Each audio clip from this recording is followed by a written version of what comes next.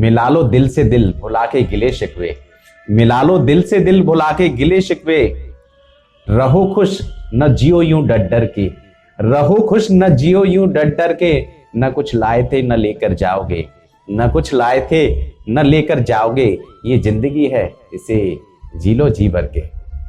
जी हाँ दोस्तों, मैं हूं राजेश आर्या और आज एक प्रेरक कहानी के साथ बैठा हूं आपके सामने और प्रेरक कहानी का शीर्षक है कि जी लो जी भर के।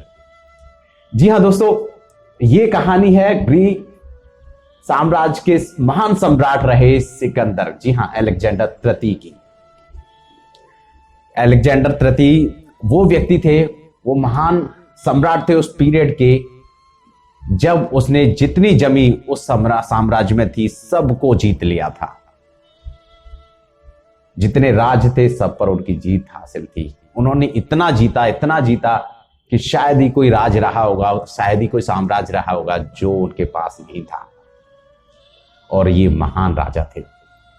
लेकिन जब उनका अंत समय आया, जब जीवन की कुछ सांसें बची थी, कुछ क्षण बचे थे, जब वो बहुत बीमार थे, बहुत बड़े राजा थे, बहुत धन दौलत जमीन थी, उस समय में जब उनका अंत समय चल रहा था तो उनके दिमाग में एक विचार कौनता है कि मैंने पूरी जिंदगी ये सब किया, आज मेरे पास सब कुछ है, लेकिन मेरा अंत समय चल रहा है, मैं अपनी उस मां का चेहरा देखना चाहता हूं, उस मां के सामने जाना चाहता हूं जिसने मुझे पैदा किया।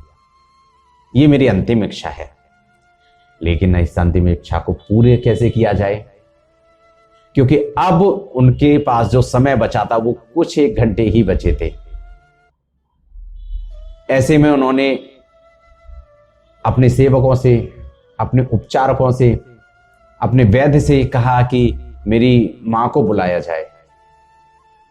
लेकिन उनकी माताजी जितनी दूर रहती थी उसमें लगभग 24 घंटे से ज्यादा समय लगना था उनको वहां से यहां तक आने में। उनकी अंतिम इच्छा थी कि मैं अपनी मां के सामने मरूं, मैं अपनी मां के अंतिम समय में दर्शन कर पाऊं। लेकिन समय ऐसा बन गया था, कंडीशंस ऐसी बन गई थी कि ऐसा पॉसिबल नहीं हो पा रहा था। तो ऐसे में सिकंदर ने कहा अपने वैद्य से, जो उनका उपचार कर रहे थे, कि कुछ आप ऐसा करिए जिससे मैं कम से कम 24 घंटे और जी लूं। वैद्य ने कहा कि सम्राट, अगर ऐसा पॉसिबल होता तो हम लोग जरूर करते, लेकिन हमें नहीं लगता कि ऐसा संभव हो पाएगा। सिकंदर दुखी थे। उन्होंने कहा अगर आपको लगता है किसी और वैद्य को बुलाना है, किसी और उपचारक को बुलाना है, तो आप उसको लेके आइए, जितना धन बोलेंगे, जितना पैसा बोलेंगे मैं दूंगा। लेकिन जो वैद्य थे उनका सर नीचे था, वो सर झुकाए हुए थे। इससे वो समझ पा रहे थे कि ये ना कह रहे हैं। सिकंदर ने कहा कि मैं आपको अपना आधा साम्राज्य दे दूंगा, लेकिन मुझे सिर्फ 24 घंटे के लिए जिंदा रख लो। ऐसे में जो उपचारक थे, जो उनके सेवक थे, वो दुखी हो रहे थे कि सम्राट क्या बोल रहे हैं और हम उनके लिए कुछ नहीं कर पा रहे।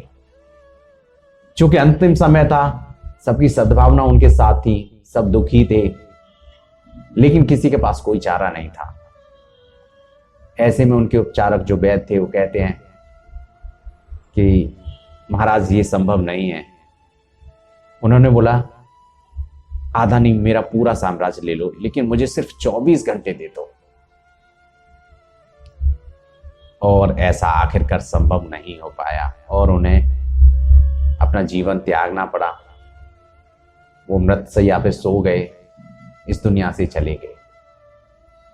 दोस्तों, इससे सीख मिलती है कि आप जिस धन दौलत दुनिया के पीछे भागते रहते हैं, क्या वो आपके साथ जाती है?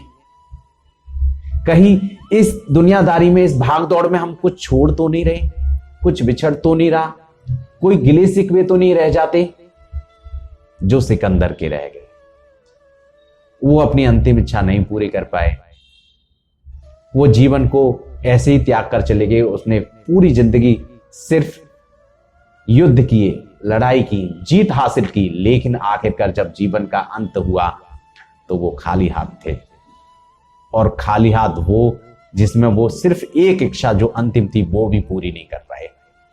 तो दोस्तों, हमें जीवन को दूसरी नजर से भी देखना चाहिए, क्योंकि जीवन की बहुत सारी इच्छाएं उन्हें पूरी करना है, बहुत सारे लोग हैं उनसे मिलना है, खुशियां हैं उन्हें बांटनी है, छोटी छोटी बातों को सेलिब्रेट करना है और जीवन में खुशहाल जीवन जीना है, न कि सिर्फ कुछ चीजों के लिए भागते रहना, जीत के लिए भागते रहना, सक्सेस के लिए भागते रहना। ये सब जीवन में अपने आप मिलती जाती है। वही सक्सेस है जहां आपको खुशी महसूस होती है।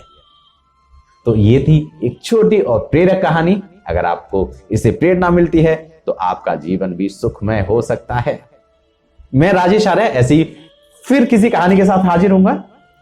तब तक के लिए नमस्कार, बाय बाय, टेक केयर। और हाँ, अगर आपको लगता है कि कहानी अच्छी थी तो कमेंट जरूर करें। और अगर मैं आपको कुछ अच्छा बता पा रहा हूं, कह पा रहा हूं कहानी के द्वारा, तो इस चैनल को सब्सक्राइब जरूर करें। फिर मिलेंगे, bye bye, take care, all the best.